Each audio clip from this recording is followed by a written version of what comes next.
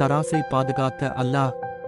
நாம் சென்ற பதிவுகளில் ஷுஐப் அலைஹிஸ்ஸலாம் அவர்களின் சமுதாயம் மத்தியன் நகரில் தராசை தவறான முறையில் பயன்படுத்தியதால் அழிக்கப்பட்ட வரலாற்றை பார்த்து இருந்தோம். இந்த அல்லாஹ்வின் அழிவு நடைபெறும் போது பனி யஸ்ராயீல் மக்கள் எகிப்தில் இருந்தார்கள். மத்தியன் நகருக்கும் எகிப்துக்கும் சுமார் 300 கிலோமீட்டர் தூரம் மட்டும்தான் என்பதால் இந்த அழிவு பற்றிய தகவல் பனி யஸ்ராயீல் மக்களுக்கு தெரியாமல் இருக்க எந்தவித வாய்ப்புகளும் இல்லை.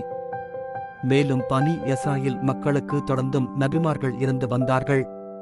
இது பனி யஸ்ராயீல் மக்களை தராசில் அநியாயம் செய்வதில் இருந்து தடுத்தது. மக்கள் தராசில் அநியாயம் செய்ய பயந்தார்கள். தராசில் அநியாயம் செய்வது அல்லாஹ்வின் நேரடி அழிவை தேடித்தரும் என்று நினைத்தார்கள்.